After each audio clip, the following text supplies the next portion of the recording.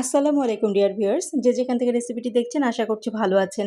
আজকে বিফের একটি item share করছি। এটা দেখতে যেমন সুন্দর, এটা খেতেও ভীষণ ভালো লাগে।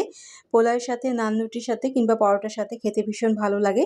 এই রংটা তরকারির রংটা একটু সাদা সাদা হয়। এটা দেখতে ভীষণ ভালো লাগে, একটু কোরমা স্টাইলে। ১ কেজি মাংসের জন্য আমি মশলাটা রেডি করে নিচ্ছি।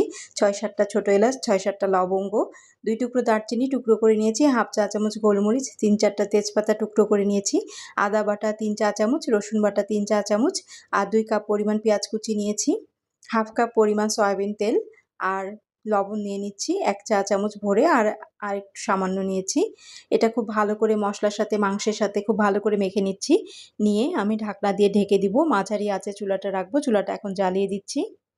মাংসটা মশলার সাথে মাখিয়ে নিয়ে চুলাটা জ্বালিয়ে দিলাম, মাঝারি আঁচে রাখবো আর ঢাকনা দিয়ে ঢেকে দিব। অপেক্ষা করব পানি বের হয়ে আসা পর্যন্ত। এই পানিটা ভালো করে শুকিয়ে নিতে হবে।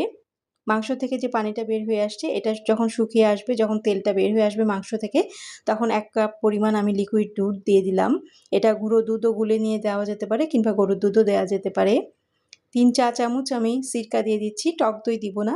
এই দুধ আর সিরকা দিলেই আমার টক দইয়ের কাজটা করবে। খুব সুন্দর একটা ক্রিমি টেক্সচার আসছে।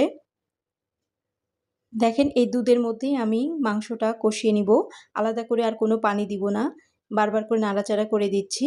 একটু মাংসটা ভাজা ভাজা হলে, দেখেন তেলটা যখন বের হয়ে আসছে, তখন আমি সিদ্ধ হওয়ার জন্য পানি দিয়ে দিচ্ছি। এখানে ফুটনো পানি দিলে বেশি ভালো হয়। মাংসটা যখন ফুটে উঠবে, ঝোলটা একটু কমে আসবে, তখন দেখে নিব। মাঝে মাঝে নাড়াচাড়া করে দিতে হবে। দেখে নিচ্ছি মাংসটা সিদ্ধ হচ্ছে কিনা। মাংসটা সিদ্ধ হয়ে যাবে আর যখন ঝোলটা একটু কমে আসবে, তখন আমি আরও কয়েকটা মশলা দিয়ে দিচ্ছি। ৪ চা চামচ চীনাবাদাম বাটা। যে কোনো বাদাম দেওয়া যেতে পারে, পেস্তা বাদাম, কাজু বাদাম। ১ চা চামচ দিচ্ছি কেওড়া পানি, ১ চা চামচ গোলাপ পানি। ৩-৪ টুকরা কাঁচামরিচ দিয়ে দিচ্ছি আর ঘি দিয়ে দিচ্ছি ১ চা চামচ। চেষ্টা করবেন কেওড়া পানি, গোলাপ পানি, ঘি এগুলো দেওয়ার জন্য, তাহলে শাহি ফ্লেভারটা আসবে। আর আমি এখানে সামান্য পরিমাণে একটু চিনি দিচ্ছি। এই মাংসটা একটু ঝাল ঝাল মিষ্টি মিষ্টি হয়। আর দিয়ে দিচ্ছি ২ চা চামচ গুঁড়ো দুধ। ঝোলটা আর একটু শুকানো পর্যন্ত অপেক্ষা করব। এটা একটু ঘন হয়ে আসবে। যখন ঝোলটা আরেকটু কমে গেল, আমি অল্প আঁচে ৭ থেকে ৮ মিনিট পরিমাণ এটা অল্প আঁচে রেখে দিব।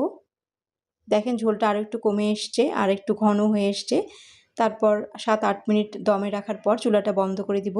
বন্ধ চুলাতেও ঢাকনা দিয়ে ঢেকে বসায় রাখবো আরও ৫ মিনিটের জন্য। ৫ মিনিট পর নামিয়ে নিলাম।